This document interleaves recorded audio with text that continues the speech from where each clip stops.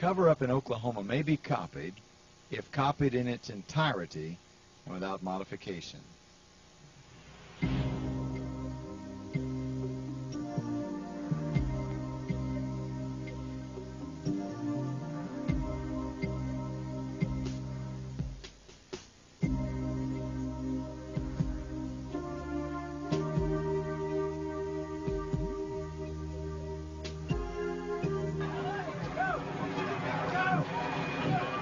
I think he said another bomb. Another bomb, move back. Oh my God, another bomb.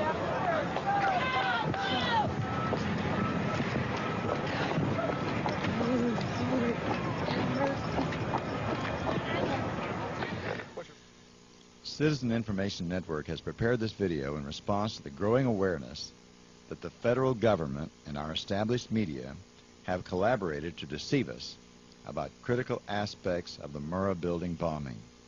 This low-budget, voluntary effort contains several segments with some overlap and some blurred video footage. Nevertheless, the presentation will help viewers decide what really occurred at the Murrah building, what was the broader meaning of that event and its aftermath, and what level of confidence we the people should have toward our public servants and our dominant news media. The first segment of this tape presents several clips of television news coverage that was broadcast immediately following the bombing. Most Americans are still unaware of the facts revealed by these early reports. We just saw, if you were watching there was a white pickup truck backing a trailer into the scene here. They're trying to move people out of the way so they can get it in. Appears to be the Oklahoma County Bomb Squad. It's their bomb disposal unit, essentially, is what it is, and it is what they would use to, if the report that we gave you just a few moments ago turns out to be correct, that they have found a second explosive device of some kind inside this building. They'll back that trailer down there, and the bomb squad folks will go in, and they will use that trailer. You see the bucket on the back there, sort of, this is how they would transport the explosive device away from this populated area to try to do something with it. If you are outside the metro area, you'd have to be well outside the metro area if you did not feel the blast that occurred. This is just a few moments ago. People running north away from the federal building. You see them. Now confirmed through federal authorities that a second bomb has been found inside that federal building in Oklahoma City. It was an explosion at 9 o'clock this morning that did that damage you're looking at right there, blowing off the entire north face of that building. Again, you're looking at the north face there. A second bomb was found on the east side of that building. A bomb squad is on the scene. That second bomb has not exploded. We don't know quite the status yet, if they've managed to defuse it, but it has been confirmed that a second bomb was found on the east side of that building. And Dave Balut here joining me. Dave, what do you have to add? Well, I just took a look down the street at the Murrah building again. I see another bomb truck going, so apparently they're going to try to get out that third bomb that's been talked about. Still a lot of activity around the Murrah building. Security concerns that another one still might go off. That's what everybody's worried about. That's the reason they have moved the media. Everyone's back. Let's take a look now, if we could. Understand we've just received videotape in a news conference held just a few moments ago at St. Anthony's Hospital. Okay. This is Tom Caniglione. He's medical director of St. Anthony Hospital. This is Jim Maravich. He is chief operating officer and executive vice president of the hospital. I'll give you their cards after the conference is over so you'll know the spelling. Doctor, can you tell us the situation? The situation at the present time is that we have treated more than 56 injuries. There have been several more since last count. At the present time, the medical teams downtown are unable to get into the wreckage to retrieve more of the injured because of the presence of other bombs in the area. I've been told by the police department that just as soon as those bombs are defused, they will permit the medical teams to enter. Then once the medical teams enter, we expect quite a large number of rather badly injured individuals being brought here. Tell us exactly where you were when the explosion hit. I was in the city courts building, which is just about 2 blocks south and 1 block west of the federal building. And it was amazing that people walked down in the street and we looked in that direction, and several people said, well, it looks like that's the federal building. Somebody's bombed the federal building, somebody's bombed the federal courthouse, which was right across the street. Because really there was nothing else that would explain this kind of force. That's what came to everyone's mind, was that it must be some type of explosive. Yeah, Mike, hang with us just for a second. We want to update our audience that the Justice Department is reporting that a second explosive device has been found in the AP Murrah building in downtown Oklahoma City. Mike, you're still with us, aren't you? Yes, I am, and I might tell you in addition to that, that in fact what we were told at the scene a few minutes ago was that in fact 2 different explosive devices were found in addition to the one that went off. So a total of 3. A total of 3, and of course then there was mass confusion whenever there were hundreds of spectators in the area, and when they heard that there were other bombs in the building, people were running from the area in the opposite direction as fast as they could, trying to evacuate again. And you see the utter devastation that one explosion caused, because here's now what we are starting to learn about the succession, or what someone obviously hoped would be a succession of explosions. The first bomb that was in the federal building did go off. It did the damage that you see right there. The second explosive was found and diffused. The third explosive that was found, and they are working on right now as we speak, I understand, both the second and third explosives, if you can imagine this, were larger than the first. So try to imagine 2- or 3-fold happening what we've already seen there. It is just incredible to think that there was that much heavy artillery that was somehow moved into the downtown Oklahoma City Federal Building. This report of a second and third explosive device having been brought into the Murrah building was broadcast before federal government officials and a compliant national media at the network level had the opportunity to massage the data, reducing the number of explosives and explosions to 1 and positioning that bomb out in the street, not in the building. Moreover, these anchors reported that it was the first explosive device inside the building that caused the devastation. The second and third bombs were undetonated. Those bombs, in the possession of the authorities, would provide information about the perpetrators of this monstrous crime. Again, you're looking at, obviously, aerial pictures from Chopper 4. They kept us out for a while because of obvious reasons, and we respect their demands on that. The reasons may have been obvious to these reporters, but they're not obvious to the rest of us. In the light of later reports of Oklahoma City police bomb squads who brought in a military EOD special bomb squad because an undetonated military bomb was found in the building, we would like to know why this information has been suppressed. Were the media people who claim to be the eyes and ears of the people shut out while federal agents removed security cameras which had recorded all activity in front of the federal building? If we are to trust our government, if we are to trust our media that claims to be independent, we need journalists who are not so deferential to the demands of our public servants. And that we are now there with our camera and our chopper, and it gives you a bird's eye view of the devastation. Again, one more time on this, because we've been hoping this wouldn't be the case, but it is the case. 6 of the dead are children, 2 are adults from this explosion today. There was a daycare inside the building, and imagine the callousness of setting off a bomb where children are inside. It's mind-boggling. The daycare was on the 2nd floor, so we would assume that as they were starting to get through their early evacuation and rescue efforts before being called back because of the concern over the other explosive devices, that perhaps the daycare area was one that they were able to get to first. I was on in the stairwell.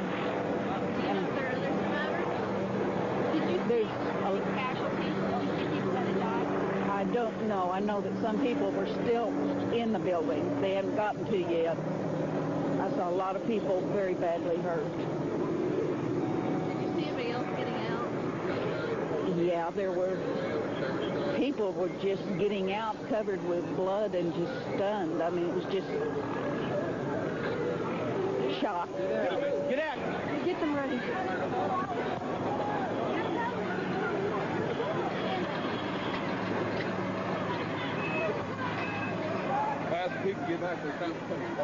And this is the point now where the evacuations began again, and you can see everybody starting to leave downtown for fear that the exact same thing was about to happen again. Fortunately, it didn't, because the second device that they found, we understand, was even more powerful than the first. They then found a third device, and you can see the look on this woman's face at the fear that she might have to go through the same thing again. They then found a third device, which was also larger than the first. Hard to feel lucky at this point, but certainly through some good work by some munitions experts and the explosive sniffing dogs, further tragedy has almost certainly been averted here today. The reports I have is that one device was deactivated. Apparently there's another device, and obviously whatever did the damage to the Murrah building was a tremendous, very sophisticated explosive device. So President Clinton just called Frank Keating, Governor Frank Keating, and he says that 3 FBI anti-terrorist teams are en route to Oklahoma City. Right now, they are saying that this is the work of a sophisticated group. This is a very sophisticated device, and it has to have been done by an explosives expert, obviously with this type of explosion. The reporter said government officials stated the bombing was the work of a sophisticated group. The explosive that went off in the building was a very sophisticated device. It would take an explosive expert to have done that amount of damage. Now, these news reports were all made during the first few hours since the tragedy struck. Given a little time, government spokespeople changed all this. It wasn't a sophisticated group, but rather 2 or 3 men of nondescript skills. Nor was it a very sophisticated device. Why, it was just a mix of fertilizer and ammonia that any old farm boy could put together. And the damage, massive as it was in complete concert with the explosives in a car, later a truck, parked out in the street. Say, isn't it funny how a little time changes things?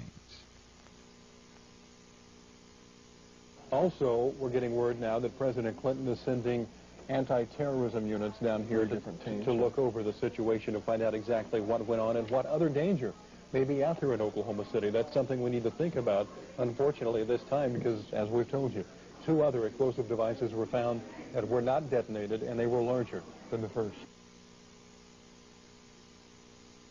This weather is going to make things far more difficult, unfortunately, on the firefighters down there, because as we've told you on a couple of occasions now, they are really only just now beginning, thanks to the big, I guess it was about an hour-and-a-half delay or so, while they were worried about the second and third devices that they had found. They are really only now starting to really get full force into the rescue and search operation, going all through all 9 floors of the building that are above ground, 4 floors of parking garages that are below. You talk about the second bomb that was found. Devin told us earlier, we got information that the second and third bomb were bigger than the one that was detonated. 1,200 pounds of explosives in that first one that went off. The second and third devices that were found were actually larger than that, so you can imagine what that would have been like. Imagine anybody not knowing exactly what's going on at this point, but if for some reason you were just now getting caught up to speed, at about 9 o'clock this morning, an explosion rocked a good part of central Oklahoma and most of downtown Oklahoma City at the Alfred Murrah Federal Building. About 9 a.m. this morning. That was the first explosive device. There were a total of 3, we understand, found. Only 1 detonated, and fortunately it was the smallest of the 3. But it was enough to tear away just a huge chunk, the entire front of the federal building. As they started the rescue efforts, they were about 30 minutes into the rescue efforts, 30 to 45 minutes in. That was when they were alerted to the presence of the other 2 devices, and that put the brakes on the rescue and evacuation. We're getting word of another bomb threat now, Devin, to talk about the 2 after the initial blast. Our crews are being moved back in downtown Oklahoma City because of another bomb threat down there. Are evacuating. John, can you tell me, they have found... Bomb squad is there, west corner of the Murrah building. Is that correct? Another bomb inside the Murrah building.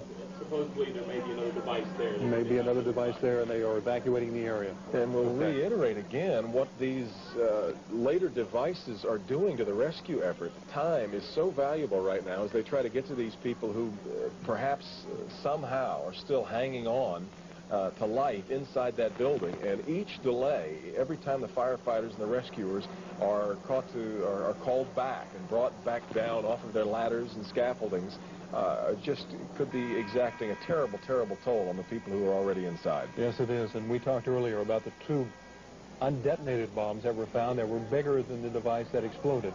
And if this other one that they're looking at now turns out to be something, it appears that it was meant for this building to come down, to be leveled, because of the amount of power that could have gone off.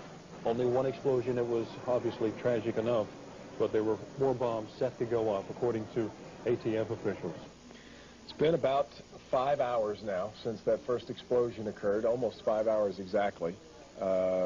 You probably, if you were in bed at the time that it rattled you around, you looked at the alarm clock, you'll remember the time, and you will certainly now remember April 19th, 1995.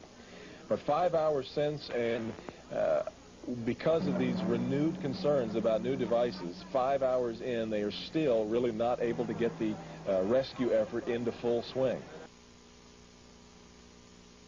Been listening to Mike McCurry, President Clinton's spokesperson at the White House. Apparently at this point we know a little bit more than the White House does, because we have been able to confirm that it was a car explosion. That word coming to us from Mayor Ron Norick earlier. 1,200 pounds of explosives parked out in front of the federal building. And ATF has confirmed that as well.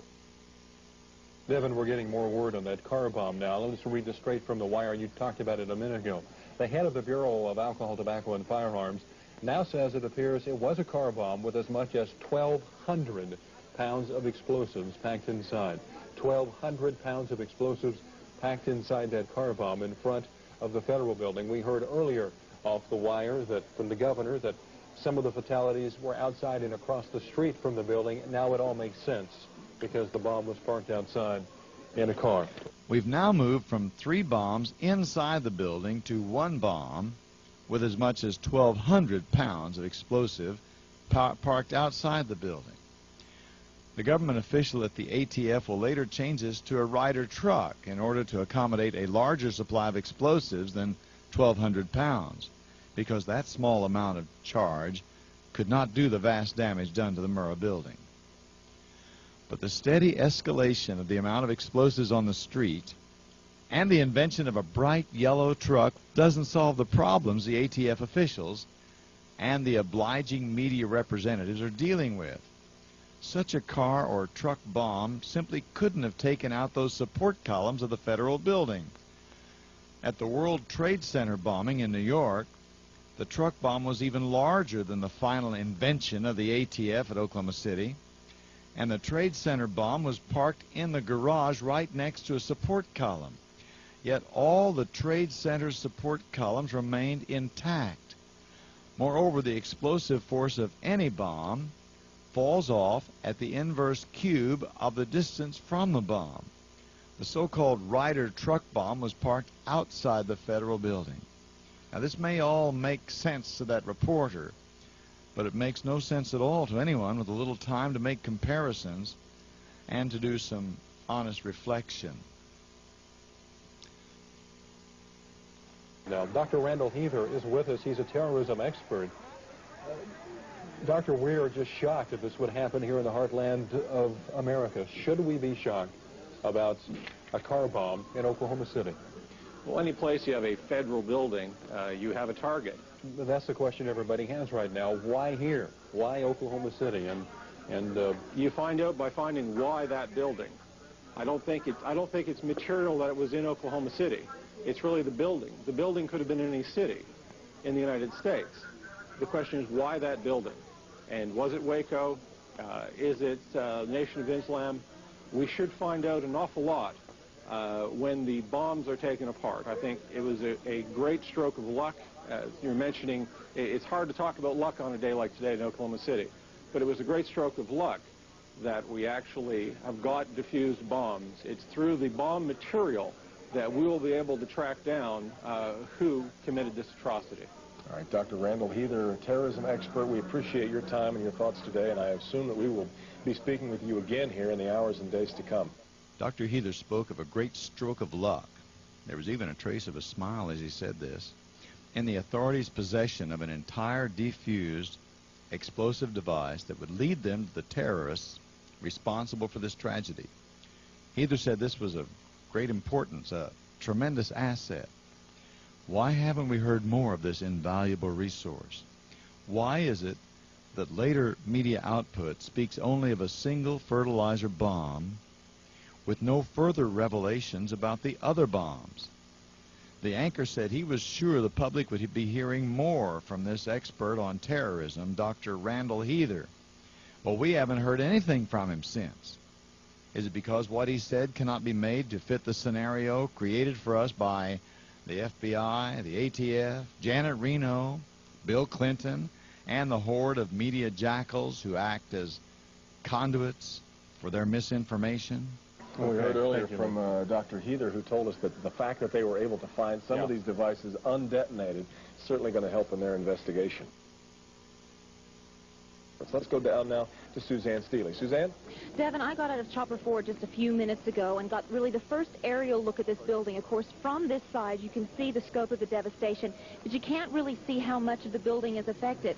Well, from the air, I could see that practically a third of it is blown away, and that the worst of the damage is on the east side, where there's a little pocket where it seems like the force of the explosion hit, and half the building there is gone. When you look at the building, as we've heard from so many people who've been in there, basically some of the floors have just crashed together. I mean, there are some points where you just literally can't get in at all.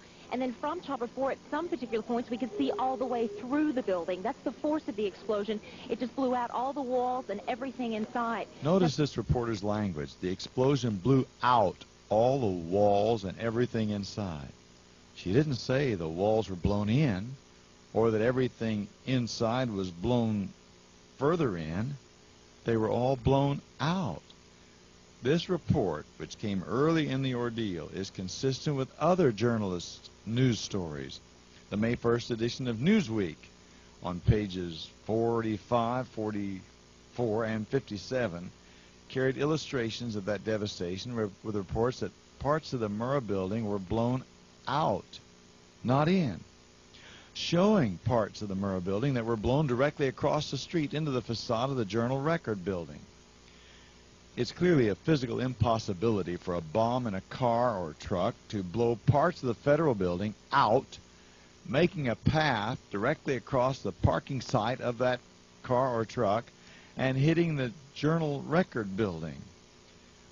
However, explosives inside the Murrah building would have created just such a pattern of destruction. Further corroboration of the inside nature of this terrorist work may be seen in the May 1st edition of Time magazine, which details the experience of Candy Avey, who had just parked her car outside the building and was headed for the Social Security office when she was blown back, wrapped around the parking meter. Her face hit the car. Now, she was blown back, away from the building, rather than toward it, as would have been the case had the explosion come from the street in front of the building. Note these large pieces of debris that were thrown all the way across the street from the Murrah building.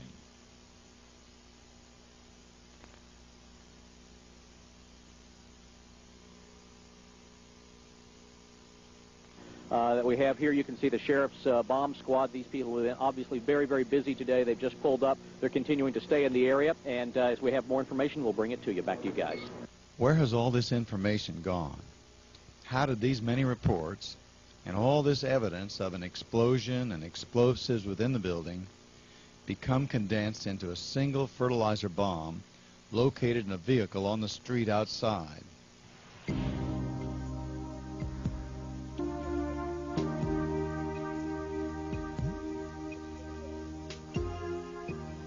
The next segment of this tape was extracted from an Austin, Texas public access cable TV interview with the premier explosive expert, General Benton K. Parton.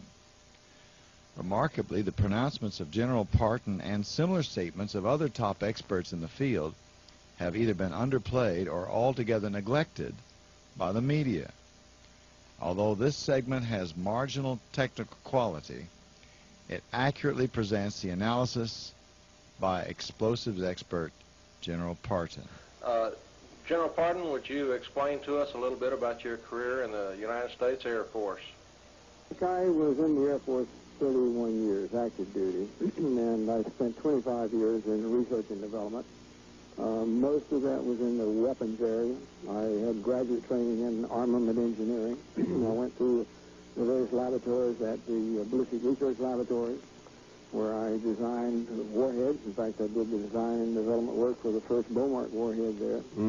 I had experience blowing up targets and all kinds of terminal ballistics and knowing what the explosives will do and what they won't do. I moved on into the Air Force Systems Command. I was the commander of the Air Force Armament Technology Laboratory, which covered all that area for the Air Force. I was the first chairman of in the Office of the Secretary of Defense of the Air Munitions Requirements and Development Committee, which was harmonizing the requirements for all air-delivered weapons for the Army, Navy, Air Force, and Marine Corps. So I spent 25 years in all areas of Air Force armament work, and I have had a lot of experience in combat damage evaluation also. So I know what you can do with explosives, what you can't do. When I first looked at the reports coming out of Oklahoma, I knew that the truth was not coming out. The media was very much confused or passing out disinformation, and I think some of the officials down there were putting out disinformation, and what was going on down there was totally at odds with what I had 25 years experience of knowing. Okay. So I got all the information I could together and took a look at it and ran some analyses, put the damage profiles on the building, and I concluded that there was a very high probability and a high level of confidence that there were demolition charges in the building. And I felt it was very important that the Senate and the House move to have an independent investigation in Oklahoma City, because it needed to be established without question whether and how many demolition charges were in that building. Because it's an entirely different story if you had a bunch of demolition charges in the building in contradistinction to an ammonium nitrate truck loaded out in front of the building. General, could a truckload of ammonium nitrate in the configuration that the government says it was have done the damage to the building? Absolutely not. Now, General Pardon, let's say that, for argument, that bomb was professionally made, it was fused right, timed right, everything was done as an expert munition expert would have done it. Just what would have been the damage to the building, and would that have been possible if it was all correctly done with that truck bomb? Very light damage. General, with your background in explosives and munitions, what's your speculation of what actually happened in Oklahoma City? I don't want to speculate. I want to tell you what happened. And as I said, I went through literally hundreds and hundreds of pictures that were covering the removal of the debris from the building site. And I was looking for those specific locations and the columns at those specific locations where my analysis said you would have had to have had a demolition charge at. And going through those as they were clearing the site, all those demolition charge positions were clearly revealed.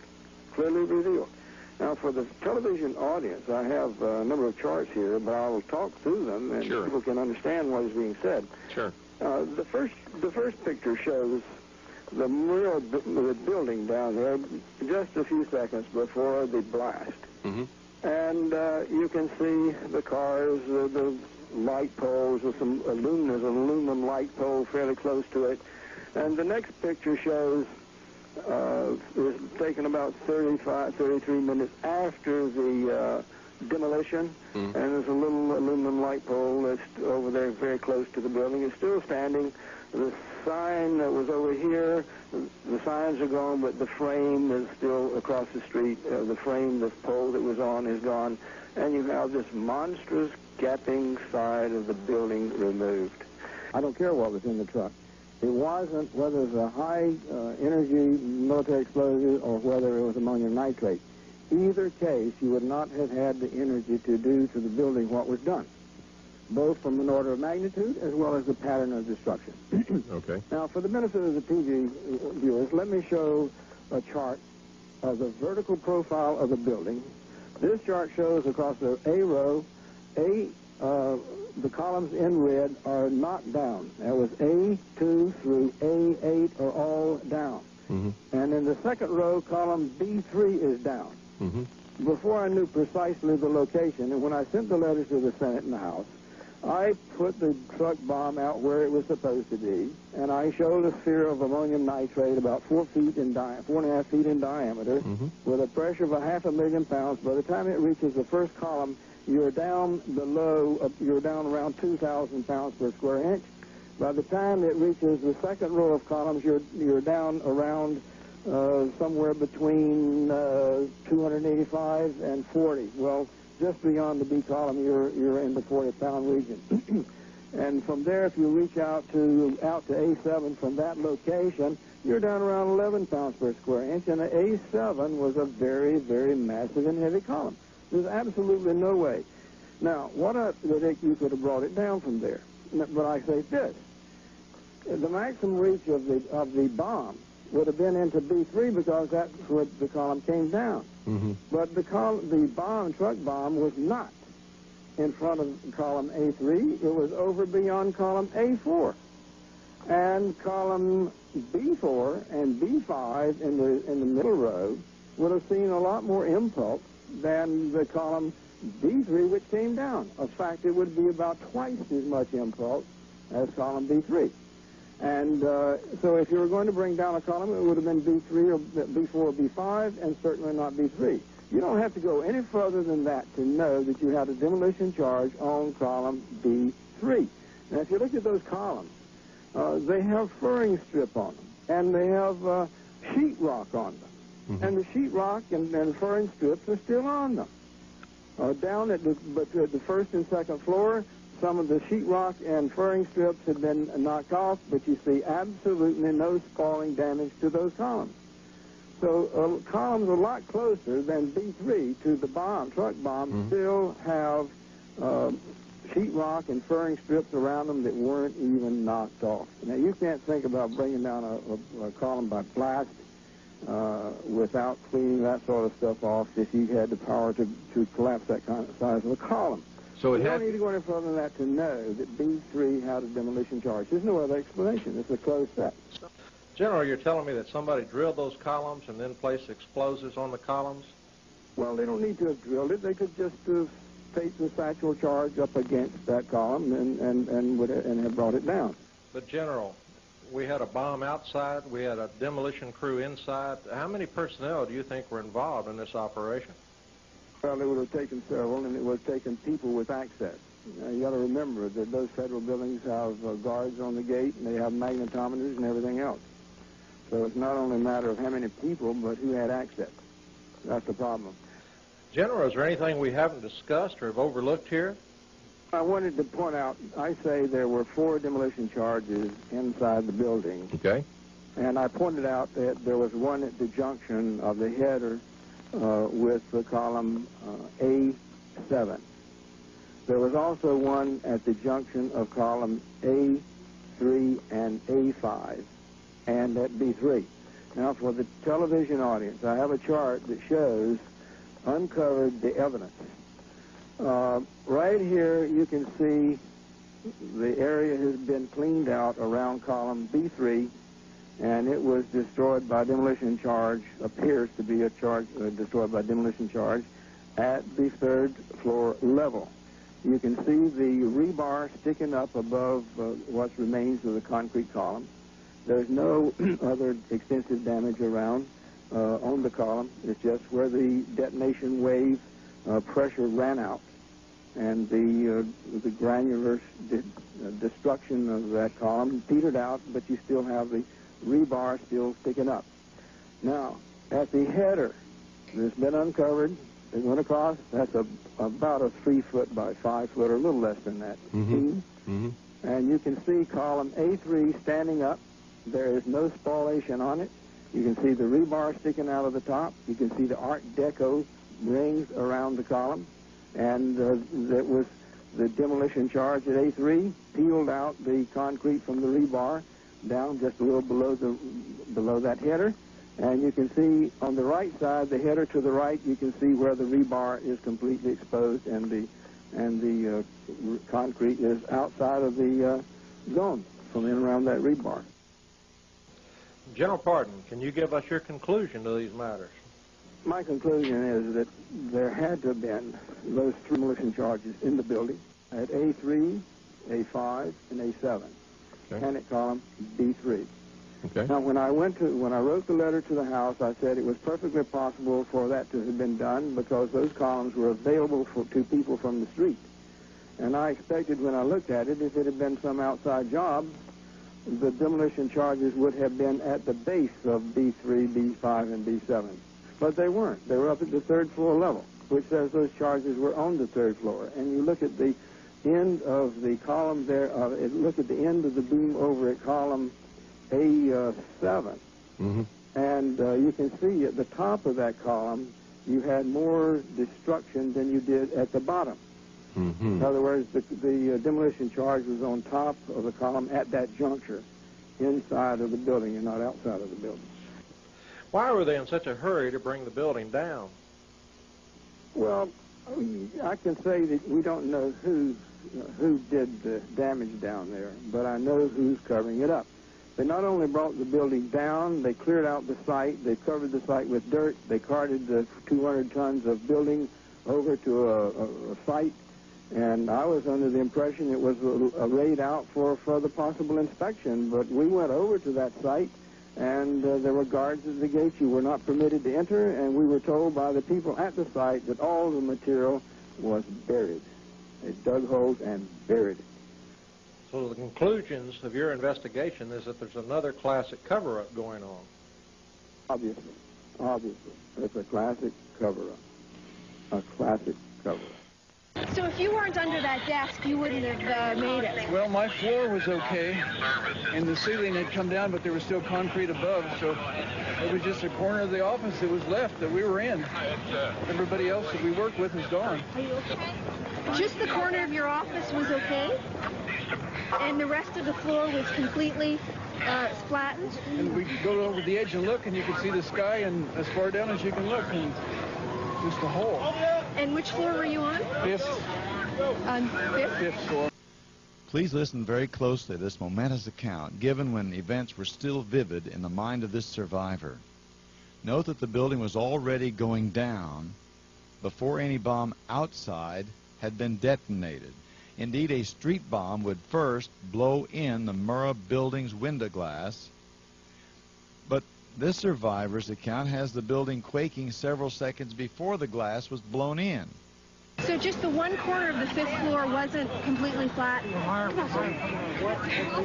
the east, I don't know what the west end of the building looks like.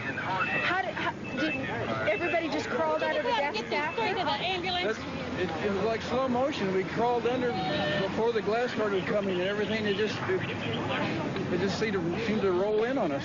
I thought it was an earthquake when it started. It was just a kind of a shake, and then everything started going like this, and I dove under the desk, and then all the glass came in and the ceilings came down, and I probably got cut worse if I hadn't been under the desk. I just got little scrapes and scratches. I was really lucky. Really lucky. Didn't we just hear this survivor indicate the building was quaking several seconds before the window glass blew in? Therefore, before any street bomb detonated? That part merits another look. It was like slow motion. We crawled under before the glass started coming, and everything, it just seemed to roll in on us. I thought it was an earthquake when it started. It was just a kind of a shake, and then everything started going like this, and I dove under the desk, and then all the glass came in. And Let's put some of the pieces together. This survivor's account is in full accord with information on the news clips and General Parton's analysis. First, the bombs on the support columns at the building's lower levels were detonated, severing the columns and projecting debris across the street. Several seconds later, a street bomb detonated, blowing in the fifth floor's windows. The March 31st, 1997 issue of the New American Magazine quotes other top technical experts making statements similar to those of General Parton. While referencing the test demolition of an Eglin Air Base structure, which was similar to the Murrah building, Mike Smith, a civil engineer in Cartersville, Georgia, said, "The results of the blast effect test 1 on the Eglin test structure present strong evidence that a single ammonium nitrate and fuel oil device of approximately 4,800 pounds placed inside a truck could not have caused the damage at the Murrah Federal Building experienced on April 19, 1995. Even assuming that the building had structural deficiencies and that the ANFO device was constructed with racing fuel, the air-coupled blast produced in this 4,800-pound device could not have damaged the columns and beams of the Murrah Building enough to produce a catastrophic failure. Robert Frias, president of Frias Engineering of Arlington, Texas, after examining the test demolition, concluded the Murrah Building would still be standing and the upper floors would be intact had the truck loaded with explosives been the only culprit. Moreover, Frias, a practicing engineer with over 40 years and a registered engineer in Texas, New Mexico, and Louisiana, stated explosives had to be placed near or on the structural columns inside the building to cause the collapse that occurred to the Murrah Building.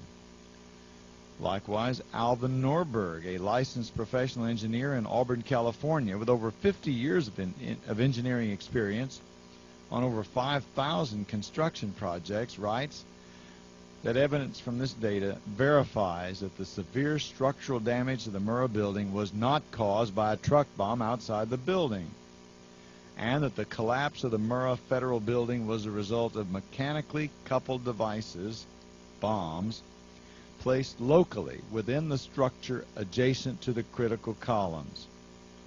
Kenneth Gow of Whittier, California, with over a half-century of engineering experience in the aerospace industry, writes in his evaluation, the Eglin Test Structure Report further reinforces the conclusion that a substantial portion of the Murrah Building damage was by internal explosions.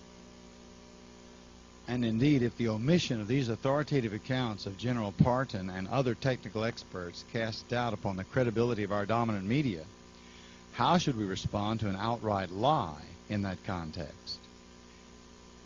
In the issues in May 1st, 1995 issues of both Time and Newsweek, these weekly news magazines showed artists' rendering of a huge crater in front of the Murrah Building, the crater produced by the alleged exploding Ryder truck.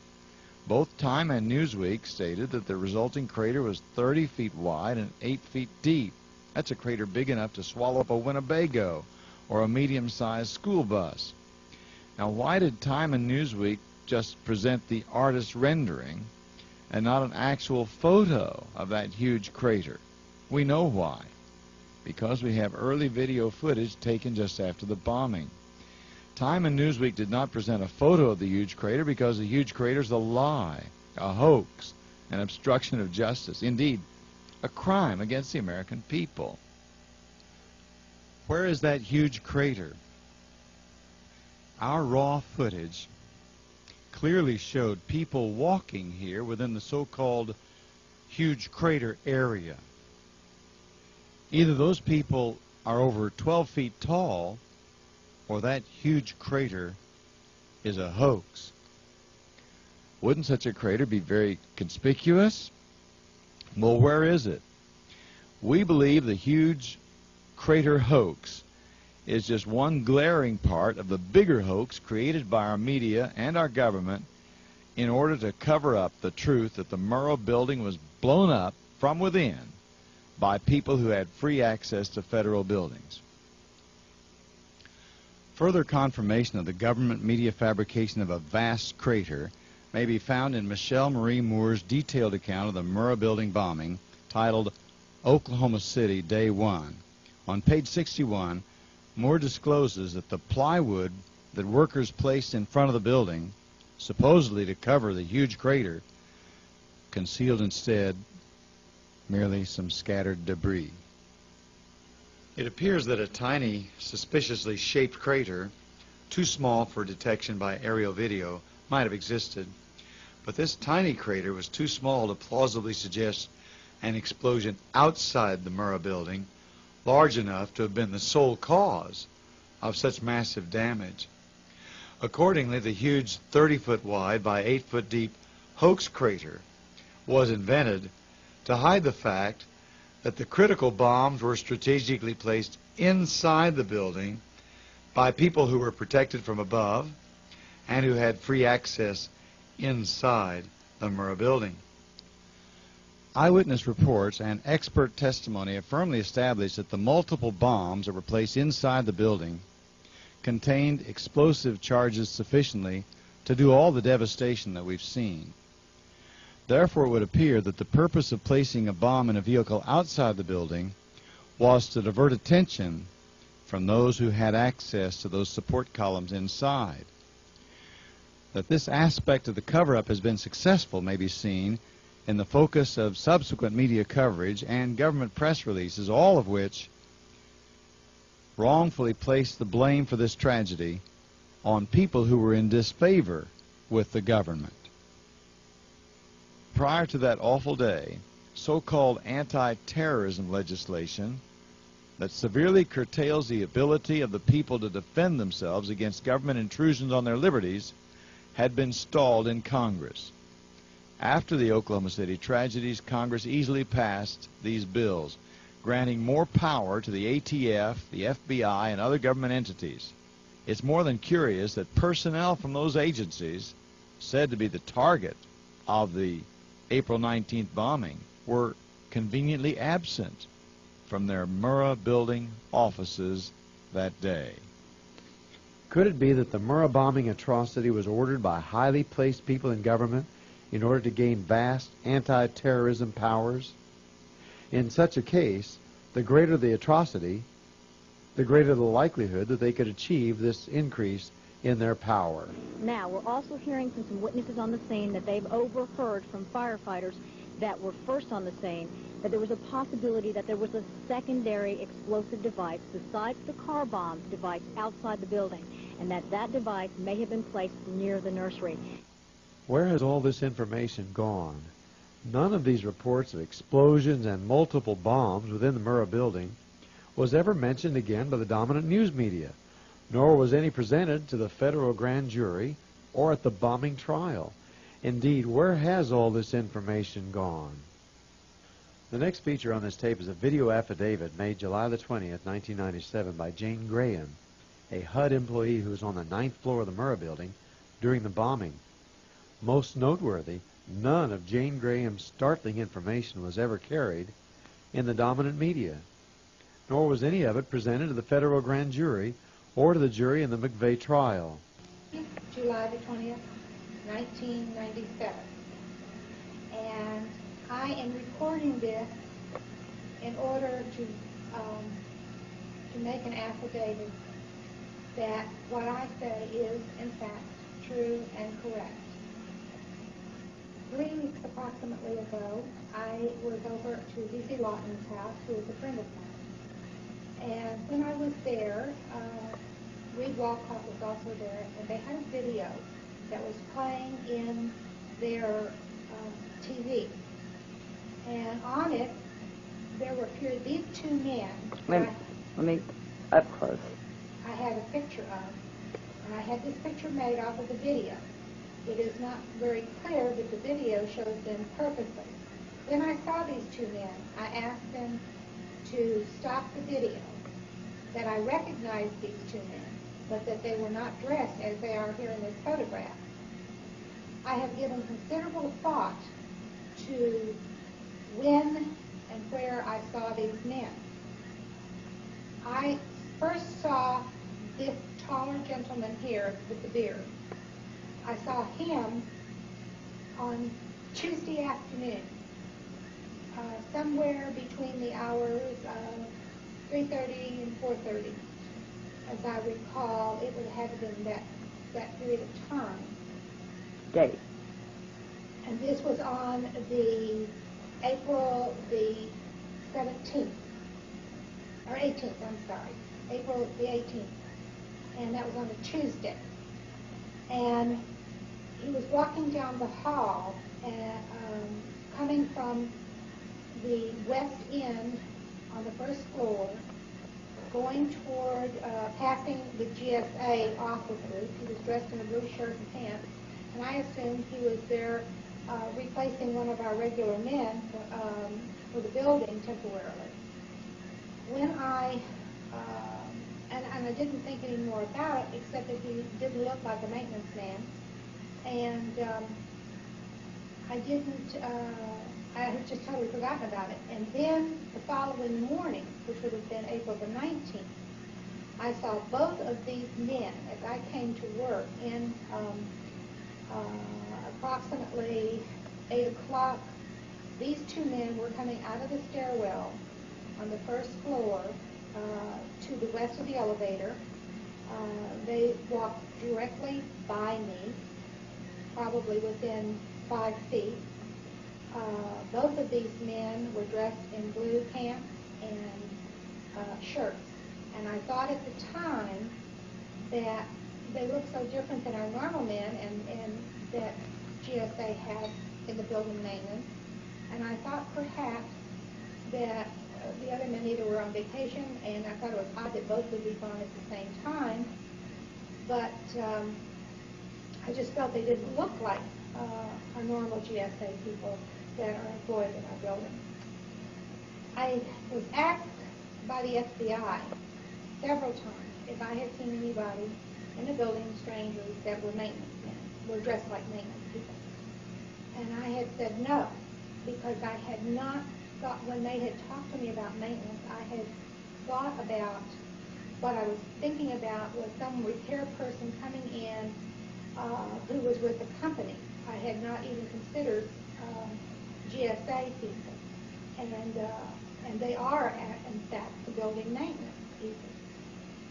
Only when I saw these two men in this photograph did I realize that these are maintenance people, and yes, they were different from the men who are normally servicing in our office and in our building.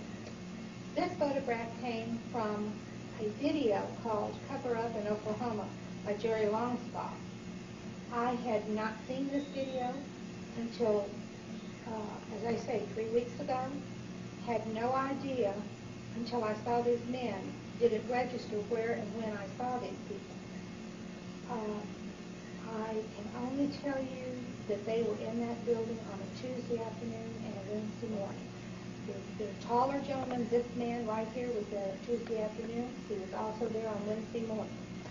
Both of these men were together on Wednesday morning. I wish I could give you more information about them. I do not know them. I only know I was by them and that they were there, and they were dressed like our GSA employees of the building to maintenance. These are not the same 3 men that I saw in the garage who had what I thought was telephone wiring and a block. It appeared like probably 2 by 3 inches or 3 by 4 in that area of a small remote, but it was a putty color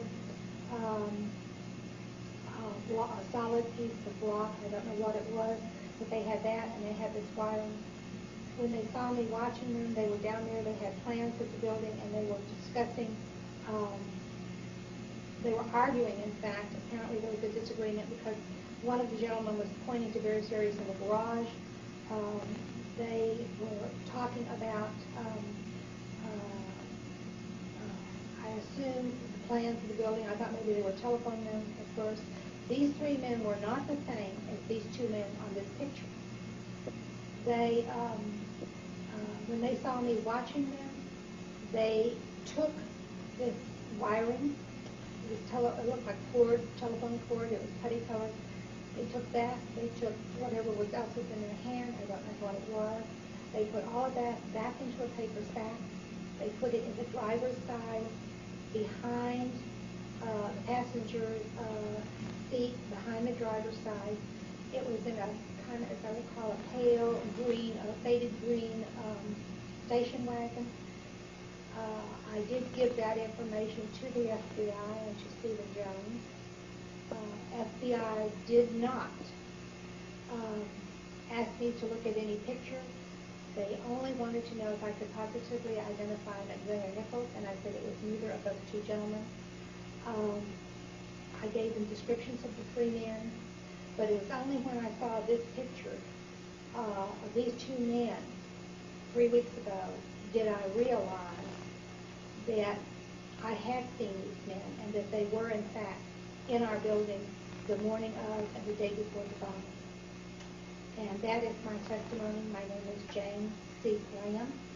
I am an employee of the Department of Housing and Urban Development. I am a facilities management specialist. At the time of the bombing, I was a multifamily asset manager. My offices were on the 7th floor.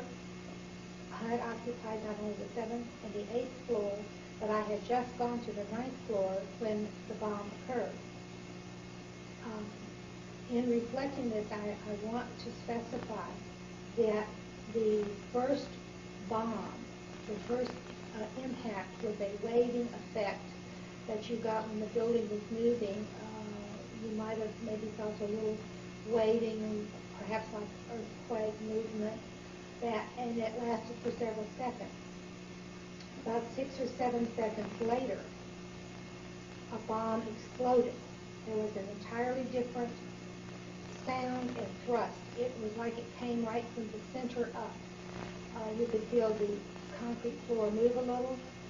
The last thing I remember was looking up and seeing the roof being blown off and debris suspended in air, and I was thrown on my back and I became unconscious and debris came down on me, and Sonia Key was on top of that, and Joy McGirt, and both of those individuals took the debris off of me, helped me get up, helped me out of the building afterwards. But there were two distinct events that occurred. The second blast was not only very, very loud, it was also very powerful. And as I said, it felt like it was just coming straight up from the center of the building, straight on up and out. And so that is my testimony, and I will stand by this testimony. And as I say, today is July the 20th, and both of my grandsons are here as a witness to what I have said. Thank you very much. Oh my God, another bomb. Now confirmed through federal authorities that a second bomb has been found inside that federal building in Oklahoma City. It was an explosion at 9 o'clock this morning that did that damage you're looking at right there. Well, I just took a look down the street at the Murrah building again. I see another bomb truck going, so apparently they're going to try to get out that third bomb that's been talked about. At the present time, the medical teams downtown are unable to get into the wreckage to retrieve more of the injured because of the presence of other bombs in the area. I've been told by the police department that just as soon as those bombs are defused, they will permit the medical teams to enter. First bomb that was in the federal building did go off. It did the damage that you see right there. The second explosive was found and defused. The third explosive that was found, and they are working on right now as we speak, I understand, both the second and third explosives, if you can imagine this, were larger than the first. The Justice Department is reporting that a second explosive device has been found in the AP Murrah building in downtown Oklahoma City.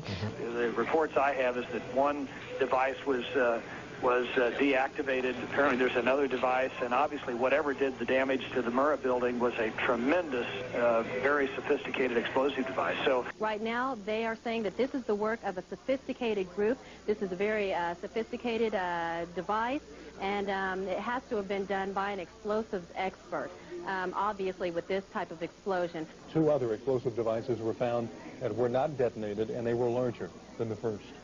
But there were 4 bombs set to go off, according to ATF officials.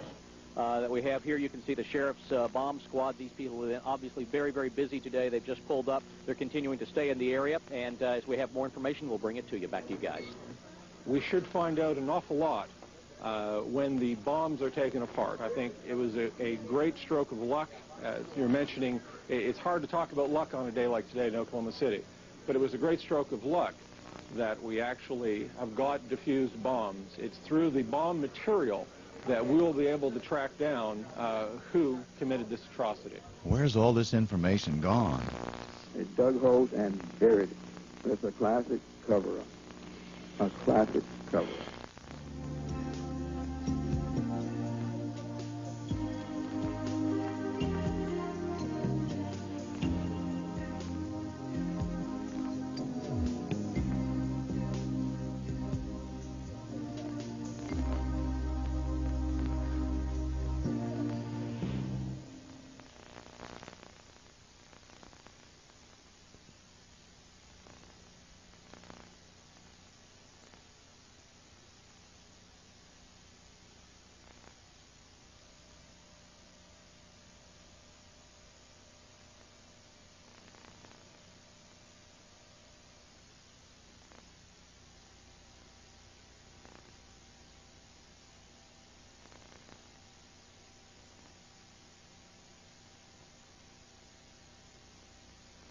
Good morning. My name is Jane C. Graham. I am an employee of the Department of Housing and Urban Development. I went to work when we moved from Boston to Oklahoma City in 1985, and I was at the time of the bombing of the Murrah building. I was a multifamily asset manager. I'm also president of the American Federation of Government Employees, Local 3138. I have been president for 6 years. I have been vice president prior to that for 4 years. And I have been employed by the department for 12 years as of October the 15th, or the 16th. And that gives you a little background of my job. I am currently a facilities management specialist in the Office of Public Housing.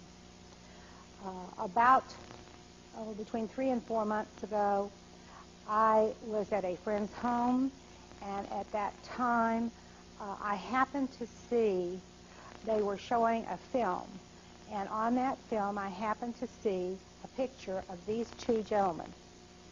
And I asked them to stop the video immediately. And I said, I recognize these two men, but they were not dressed like they are here in this video. They were dressed in blue shirts and pants like our GSA maintenance people. And I would like to begin at the beginning and bring you up to this point now in this story. And the reason I am doing this is as an affidavit to tell you that what I saw is the truth. There's no motive in it other than getting at the truth and what is important for the people that I represent in the union, as well as other members that we cover in the government as employees. Approximately 2 weeks prior to the bombing, I was in a snack bar at the Murrah Federal Building where our agency was located. We had the 7th and 8th floors of that building. At that time, it was in the morning, and most of the people would go down, have coffee, and visit and talk. Everybody was so friendly in that office building, in the government building. And one of the women who was there and had mentioned that she had been talking that morning to a lady friend of hers who worked at the FBI, and that they had been notified, she said, that there was going to be a bomb in the Oklahoma City on a federal building. And at that time, I was very concerned, and I came home and told my husband about it because the FBI was located at 50 Penn, and they have a lot of stores and department stores and boutiques, and it's a very tall building, all glass, and I was concerned because my granddaughter's mother worked in that building. And I said, surely they would not bomb a building where so many citizens and general public are, and I let it drop at that. And I'm sorry I didn't pay more attention now at the time to who the lady was, because I was just over listening to the conversation. And then the Friday prior to the bombing, I drove to work, and I parked on one level below the street level. I had a reserved parking space, and as I drove in that morning, I saw 3 men who were in the building, in the garage area. They were standing with plans of the building, what appeared to be the plans of the building. They held them out. They were pointing to various areas on the east side of the garage. There was some discussion and obviously a little disagreement between the tallest and the youngest of the 3 men. I watched them as they were having a discussion. The tallest young man went over to the north wall. He had a cigarette, came back, didn't smoke it very long, and then they took up again with their conversation. The tallest younger man was very dark, had very dark hair. It appeared almost black. It was to his collar, flipped up in the back. He had a black shirt on, Western shirt, a Western hat, had a thick black mustache, very, very dark eyes. What I call almost black, they were so dark. The other 2 gentlemen, he was maybe, I would say 6'2", had cowboy boots on, black cowboy boots on. The other 2 gentlemen were about 5'8", light brown hair. The one I did not get a good look at, but the gentleman who appeared to be in charge, that man had light brown hair, light eyes, had done quite a bit of either bodybuilding or weightlifting. His arms were very, very muscular. He appeared, if you were looking at him, I was asked by the FBI, what occupation would I have said just looking at him, and I said an engineer was the first thing that would come to my mind. The second gentleman had a paper sack. When I first saw them, what called my attention to him and these men were the fact that they were standing in the middle of the garage area. They were standing behind a light green faded station wagon. They had the plans, which were extended, and I could see that.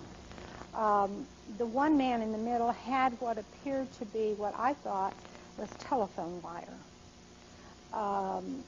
He had, it was a putty color, and at first I thought, well, maybe they are telephone repairmen because we've been having problems periodically with the telephone company.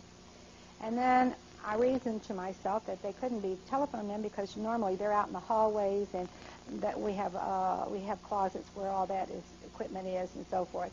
So I dismissed that, and then I thought, well, since they had plans, I thought, well, maybe they were the gas company because we had problems periodically with gas in that garage area. And I was just curious more than anything. And but when I saw this middle gentleman who had as I said, he had this what appeared to be looked like putty-colored telephone wire, and it was on a small spool. And he had a piece in his hand, and I would have said it might have been 6 inches long, in that neighborhood. He also had something that was a block, a putty-colored solid substance, which was a block shape. And it might have been, I would say, maybe 2.5 inches long, about like this. And I don't know what it was, but as they saw me watching them, specifically the man who appeared to be in charge, he said something to the other gentleman. They took what they had, put it back in the paper sack. He went to the car, went to the station wagon, behind the driver's seat, the passenger's side. He opened the door and he put that in there. He put that sack in there and then came back. He turned himself away from me so I couldn't see his face. That did make me suspicious because I thought, well, at that point they started watching me. And I had intended to go to GSA about it. And this was approximately 8 o'clock in the morning. And I thought, well, no, I'll stop at some point during the day and ask them who the men were in the building. I didn't do that because I just got busy and I let it go. But there were other people, one lady in my agency who also saw these same gentlemen, as well as another person who does not work for the government, who had dropped off her children at the daycare. So that can be verified. I did proceed to call the FBI and give them this information. Initially, when I called after the bombing, I was thinking in my mind it was a Wednesday, and then I said, no, I went home and I asked my husband, I said, would you please look at at our records? Did I have the car Wednesday or was it Friday morning? And he had looked because he had some appointments, and it actually was Friday that I had the car. So I wanted to be very specific and make it very accurate. At that point, I wrote the FBI, told them this. I also sent a copy of this same letter to Stephen Jones because I felt both sides should have the same information. I had called, when I initially had called the FBI on this, and I spoke to an agent, Schwecky was his name. I told him what I had seen, and he asked me if I could identify McVeigh or Nichols, and I said it was neither of those parties. He said, well, could you positively identify them? I said, well, I haven't seen any pictures, and I'm not sure until I actually would look, I gave the description of what they had on, their clothing, how they were dressed, and approximate ages in the neighborhood. We made an appointment to meet. He didn't keep his appointment. I called back again. I asked him if there was some error, that I had an appointment with him at my union office, and he didn't arrive, and he said he was busy with something else. And so we made a second appointment. And again, that appointment wasn't kept. When the FBI, he did ask me if I saw any unusual maintenance people that didn't belong in the building. And I told him no, because to me, when somebody is talking about maintenance people, I'm thinking our air conditioning, we have a elevator people, someone who doesn't belong in the building. And so I talked about that, and I said no. Then they had several agents who came to our office, and I was interviewed by a woman agent, and I'm sorry at this time I can't remember her name, but she said they were interviewing within a 10-block radius all the people to gather information. And she asked me questions, again, basically about McVeigh and Nichols, and had I seen them in the morning of or the day before, had I seen the truck, anything unusual, and so forth, and I said no. And she said, well, that's all the questions that she had. And I said, no, it isn't all the questions I had. And I said, what you're telling me then is, and then I went into the story about my having written them and the FBI and the information that I had given them, and she knew nothing about that. And I said, what you're telling me then is that you have not asked one person in all of this time if anybody else saw the same men that I saw. And she said, well, they all have just a set of questions, and that was it. So I let it go. After the bombing, I worked, as I said, I worked on the 7th floor. I had my union office was on the 7th floor as well as my own workspace. My work area was on the east side, which is the area where you saw the big indentation. That was my area there that I worked in. That morning, I happened to be in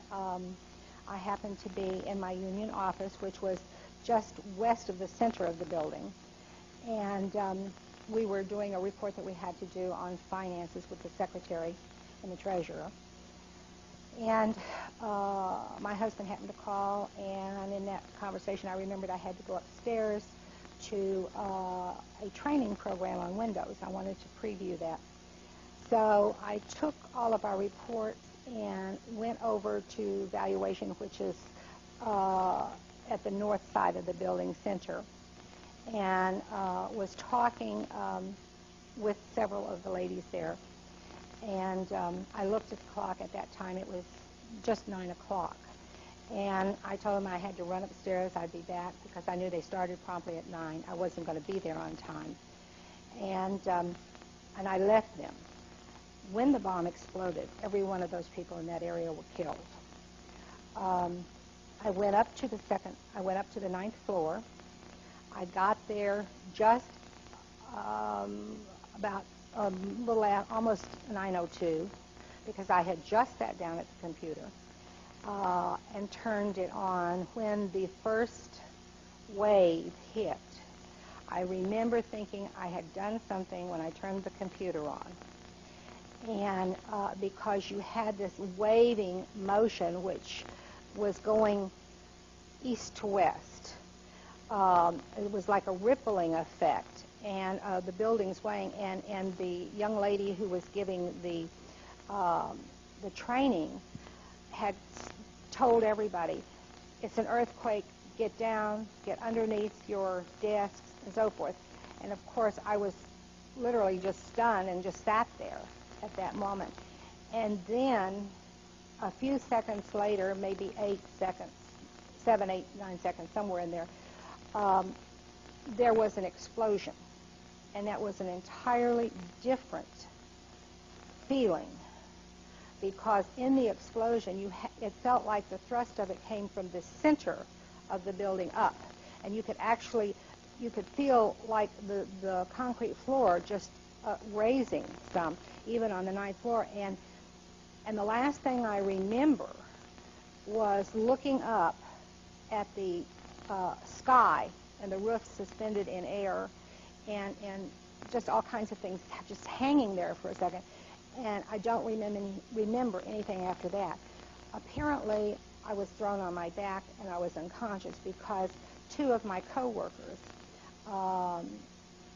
Jory McGirt and Sonia Key, Sonia was thrown on top of the debris, which was on top of me, which came down on top of me, and she was on top of that. And she removed all of that. And she then got Jory, and she kept yelling to me, was I okay? Could I hear her? So forth. Finally, when I came to, I told her, and I didn't remember till she told me afterwards, that I had said, I can't move. And she said, you've got to move. We're getting you up and out of here because it was a bomb. And she and Joy helped me get up. And at that point, there was so much black smoke, you could hardly see anything in front of you. And I had wanted to turn to the right, which was north. And she told me I couldn't go that way because there was nothing left there at the building. And so then we did go out to the west stairwell, which is the southwest stairwell, and we went down. We were able to get down the stairs at that point and get out of the building. After that time, I have stayed away from, I have not read a newspaper since, nor have I watched a newscast since this time, because I just didn't want to deal with it. And and all this time has gone on, and I thought, well, I just blocked what I could out of my mind and figured it would go, eventually I could deal with it. And I went over to my friend's home to visit him, and we were discussing when they had a video on. And in this video that he had in his in his TV. It was about the bombing, and during that, that's when I saw these men. And I said, stop. I said, I recognize these men. Then, in the conversation, I said, these men were there. I said, the day before, the afternoon before, on Monday, I said, this man right here, he's gray-haired, and he was at least 6'2". This gentleman was coming down the hall in front of GSA when I saw him, and you have to understand, the hallway leads to the center of the first floor level, and it also has a door which goes to the outside on the west end, which goes where the trash pickup is and out to the outside.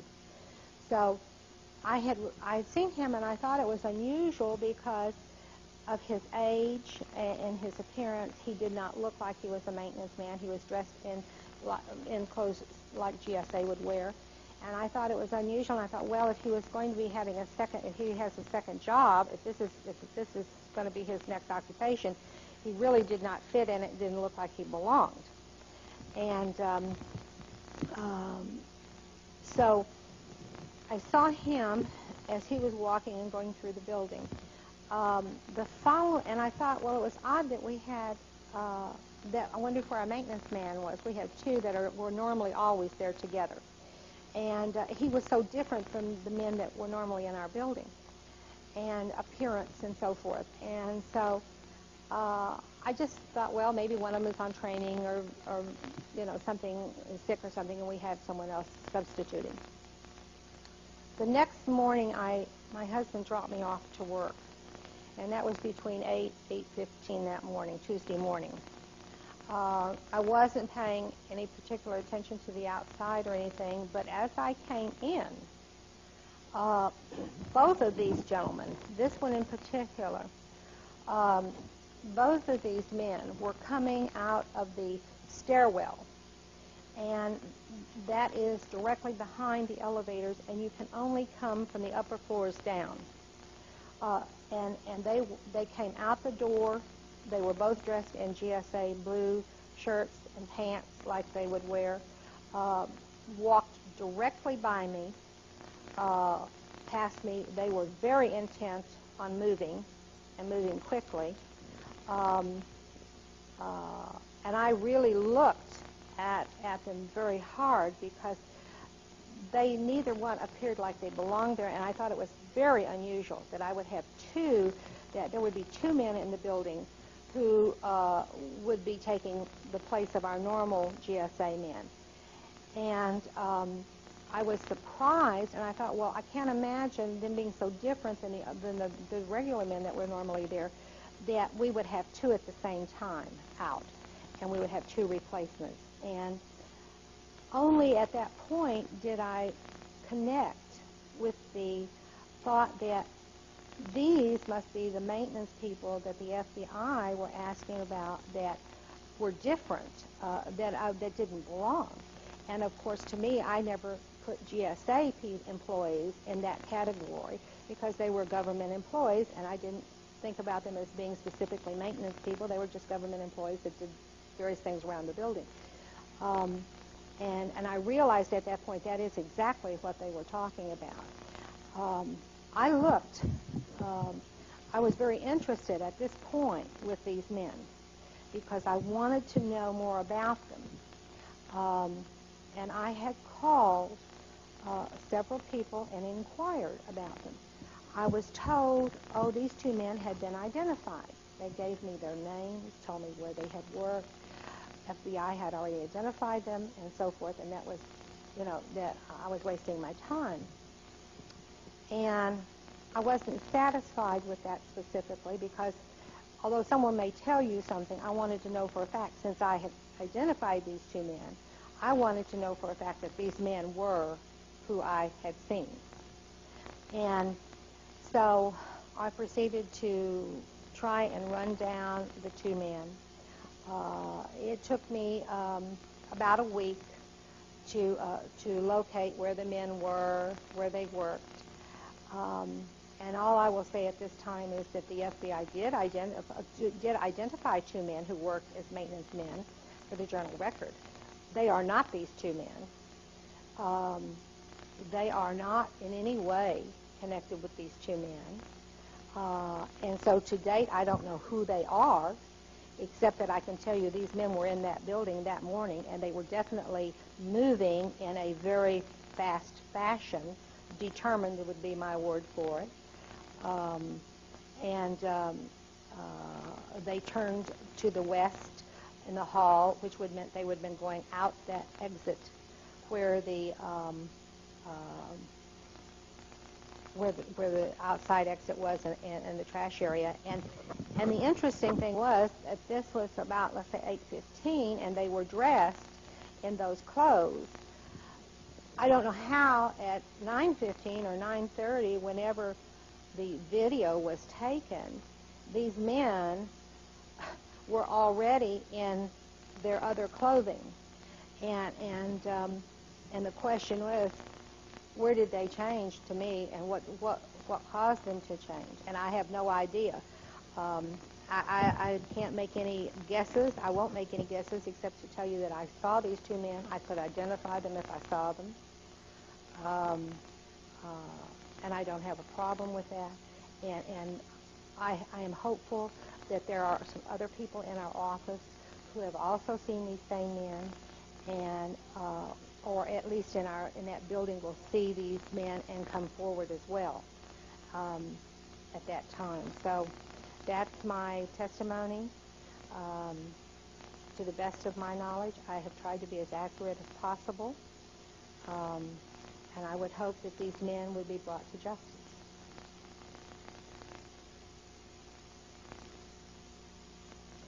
I would like to also mention the fact that although this picture is not very clear, unfortunately from the video, on the video, if it were still, it would have a very good likeness of the two men. This taller gentleman here with the gray beard was balding, wore glasses, maybe 6'3", maybe 225 pounds, in that neighborhood, 220.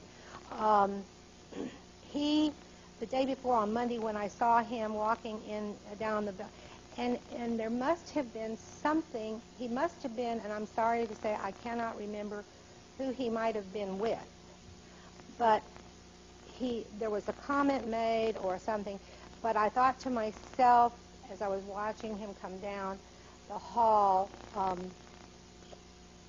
he didn't really know what he was doing, and that gave me the impression that he was new, and I was thinking if he has a new career, that this man, it's a little late in life to start another career. And that was the impression I got. So he must have asked a question, how does something operate or whatever, because that led me to that assumption that this man is brand new at whatever he's doing. The morning of the bombing, when I saw these two men, this gentleman here, the youngest man, he has, you can't see very well, he had light brown hair. It was curly, kind of curly down, shoulder length, rather very, very hard-looking young man. Extremely hard-looking, very determined, would not be the kind of man that you would want to be around, I'm afraid. He was very tough-looking. His skin was very, very bad, was scarred. Obviously, it had a very bad complexion, but it also was scarred. And so I had noticed that immediately about him. He just looked mean. And the two of them, as they were walking out that door, they looked like they had a purpose, a place to go, and they were moving. When they walked right by me, I mean, they were in a hurry. I would also like to address just a little bit further the bomb, which I talked about. I know they keep saying there was one bomb, but I can assure you, being in that building, as well as other people in that building, will tell you that there was more than one bomb, because the first impact that you felt, as again I said, was this waving motion. And and I was trying to think to myself, if it was an earthquake, when Sheila had said it was an earthquake, everybody get under their seats, take cover, protect your head, so forth. That took her a few seconds, and of course people were just startled and sitting there. They you know, I mean, it's not something you of course you're concerned because you feel this rocking motion, this waving motion. But when the second bomb went off, the explosion, there was an entirely different feeling. It was an explosion. It was from within. What I'm telling you is the explosion it came up. It came up from the lower floors up. It was not something that came in to the building, but it came up through the building. And there is a difference in that feeling, and I know others felt the same thing. My husband, when he got downtown, he was out trying to locate me and trying to get around. At that particular time, they were told there were other bombs in the building. They needed everybody to move back. They had found additional bombs in the building, 2 other additional bombs in the building. They moved everybody back. There was a point where everybody was across the street, and then they moved them a block farther. People started running, my husband said, and there were ATF men who were coming out of the garage area on the east end, and they were in fact they were marked ATF, and they were carrying boxes marked C4 from the building. So there are pictures to that effect that will be presented to the grand jury. I am going to be testifying at the grand jury. I have gone to Washington. I have seen pictures. I have seen pictures where the actual charges were placed in the building. That you could see the burn marks on the columns where that occurred, where the rebar had just gone down and sprayed out.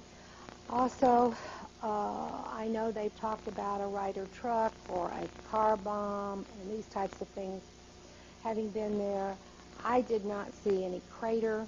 I can tell you I saw pictures after the explosion. I have actually seen the photographs which showed in front of our building in the circular area, we had a planter, concrete planter, which was maybe 3 feet tall, which people used to sit on and wait in the afternoons either for the bus or rides and so forth. That planter was still there. I saw a picture of it, and that concrete was still there, just exactly like it was before. And if that truck was parked directly in front of that building, I can't imagine you could do any kind of damage without affecting that. If there was any kind of a small hole that was in the ground, it certainly wasn't an enormous depth. In fact, one of the pictures shows a file cabinet laying there, and the drawers are up, so it certainly couldn't have been more than maybe 8 inches, because the file cabinet was just laying right there on top of the ground. So, I mean, I saw that, and I know that. They had, there was also, I know that FEMA did a report, and they talked about the fact that one of the columns was totally destroyed and so forth. And in a picture I saw, it is right there, and it is marked. That column is right there, and it's marked. So I know it existed right after the bombing. I've seen the pictures of it, and those have been turned, as I say, those pictures and so forth have been given to Representative Trafficant's office and some other subcommittees in Washington, which hopefully will be getting to the bottom of all of this. They have And I'm not saying that there may not have been a car bomb, there may not have been something, but if it was in addition to, it was something that was in addition to what was inside that building, because what was inside that building is what caused the damage and the problem.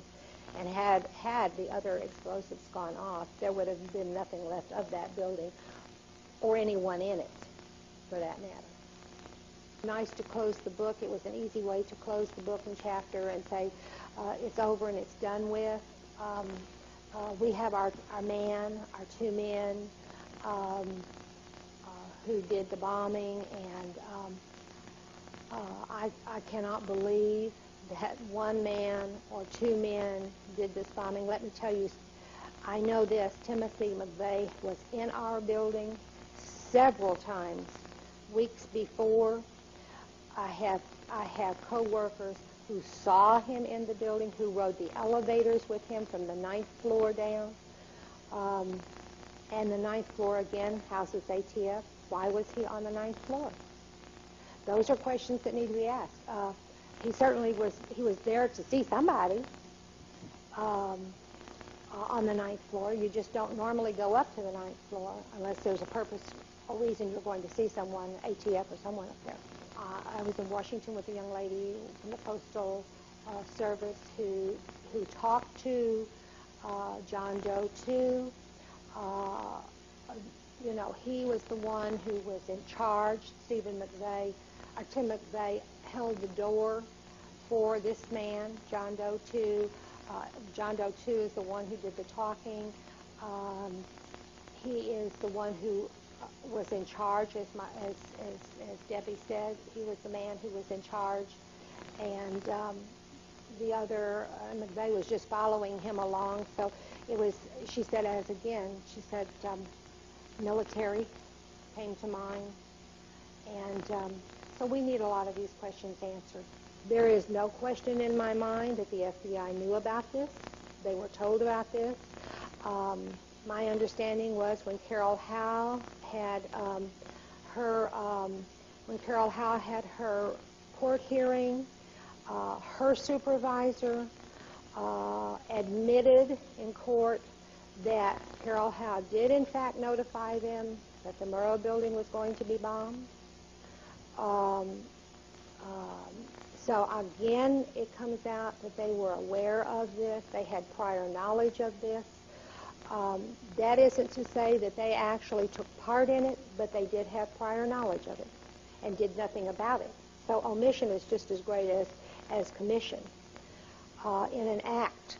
And it's certainly disheartening to see what they tried to do to her and her reputation and her life, because they didn't want to admit that she was an agent, that she had credibility. She was found innocent of all of the charges, and they had to admit the truth that she had in fact told them of this.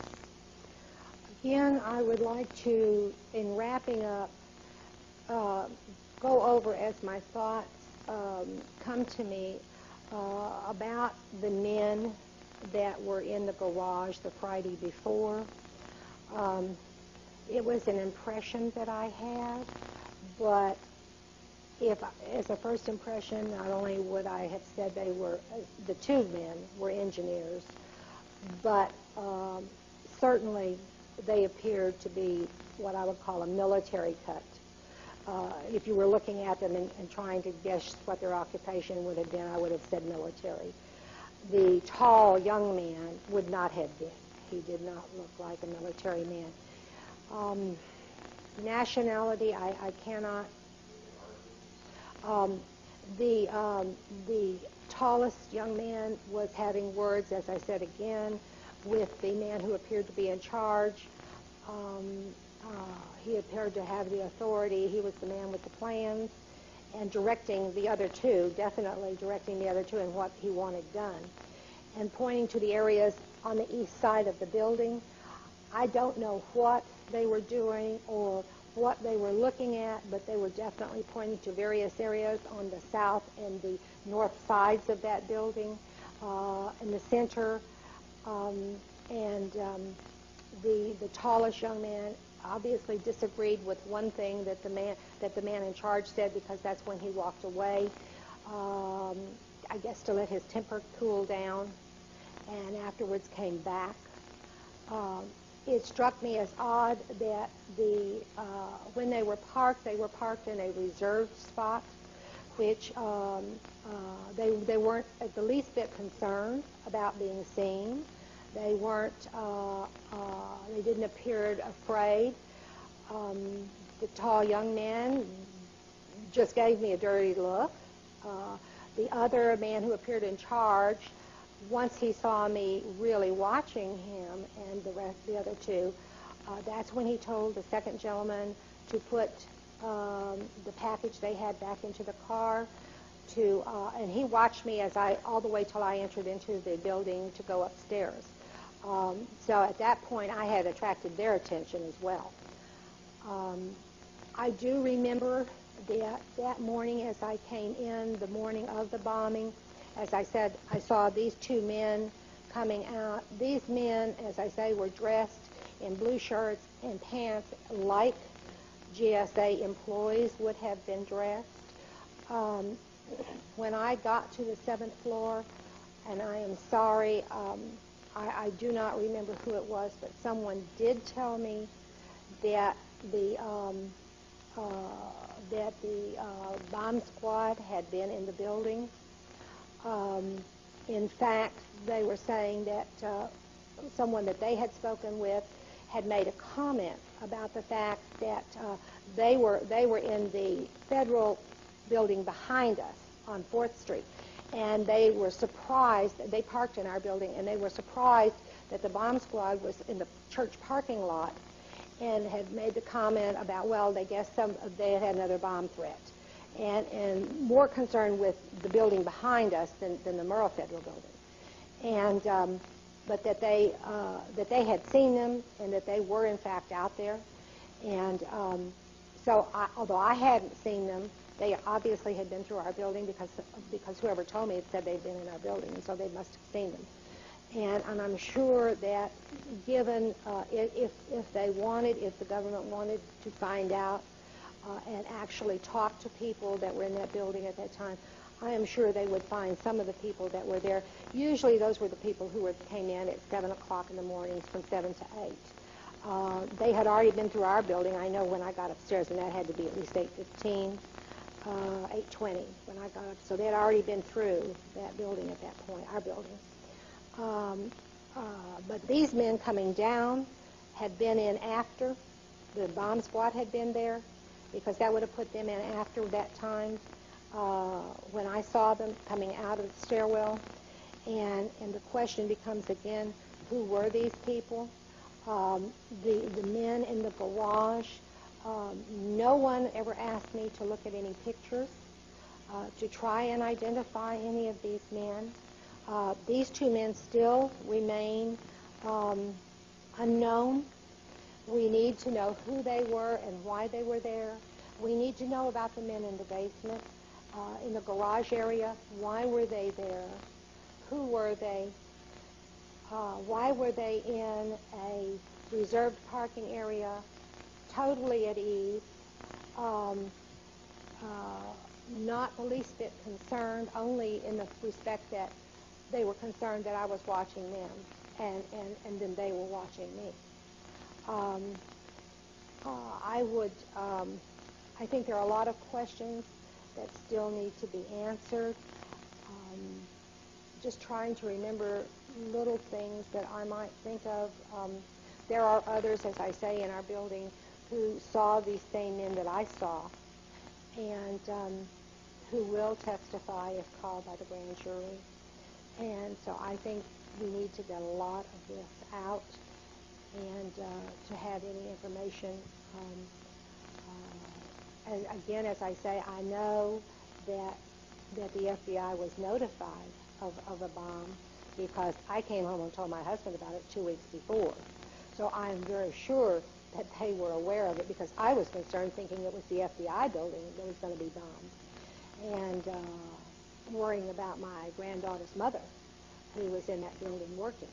And so they did, as far as I'm concerned, they did know, and that's just my feelings. But if I was aware of it and there were others in that coffee shop that heard the same thing, then there would be no reason for me to lie about something like that, or anyone else, because they had on occasion bomb threats.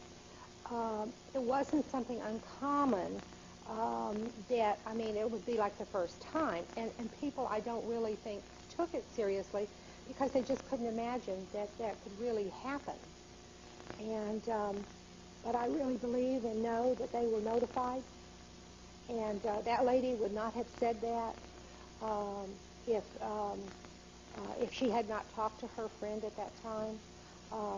There was no reason for her to even make that comment other than just conversation about what was going on over there.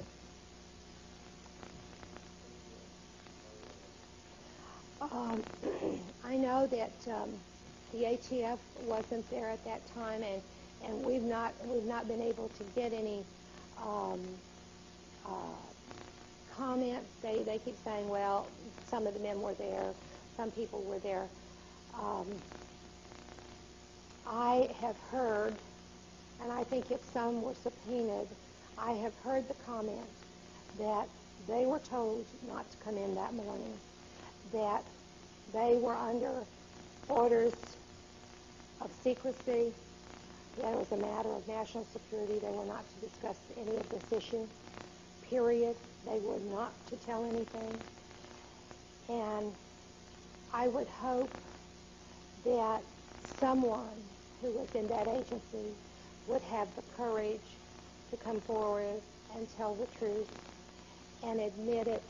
There's nothing wrong to be afraid or have followed your orders that you were told to do, but I think you need, and I think everyone needs to admit the truth, and once that's done, I think we can get on with our life and get on with our business. And I think it is a grave injustice to the government employees that work in the building, in all of our buildings across the country, to try and cover up, to try and have agencies cover up, whether it be because of liability or whatever reason, whatever the mistakes were. It's far better to admit the truth.